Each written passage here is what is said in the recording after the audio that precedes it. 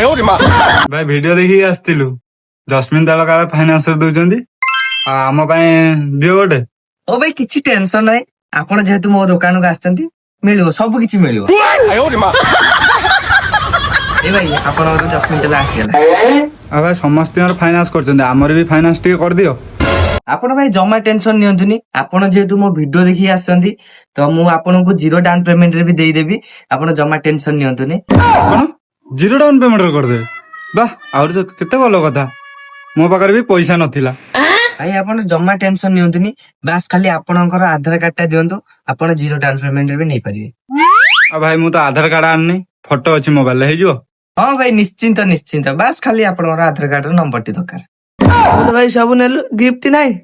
ହଁ ଭାଇ ଯେହେତୁ ଆପଣ ମୋ ଜସ୍ମିନ ତେଲର ଭିଡିଓଟି ଦେଖିକି ଆସିଛନ୍ତି ତ ଆପଣଙ୍କ ପାଇଁ ନିହାତି ନିହାତି ନିହାତି ଭାବରେ ଗିଫ୍ଟ ଅଛି, ତ ନିଅନ୍ତୁ, ଏଟା ମୁହଁଟି ସଫା କରିବ, କ୍ଲିନ କରିବ, ନିଅନ୍ତୁ। ହଉ ଭାଇ ଏଥର ଯାଆନ୍ତୁ, ନମସ୍କାର।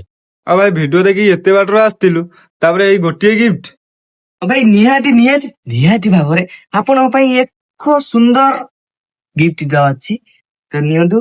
ଆପଣ ଝାଡା ହଉଥିବେ ତାହେଲେ ହଗିସ୍ ଟିକୁ ୟୁଜ କରନ୍ତୁ, ନାଇସ୍ ମାନେ ଭେରି ନାଇସ୍ ହଗିସ୍ ନିଅନ୍ତୁ। ଆଉ ଭାଇ ଏଥର ଯାଆନ୍ତୁ, ନମସ୍କାର। ଭାଇ ଏତେ ବାଟରେ ଆସିଛୁ, ଆପଣଙ୍କ ଜସ୍ମିନ ତେଲ ଦେଖି ଆଉ କିଛି ଗିଫ୍ଟ ନାହିଁ କି?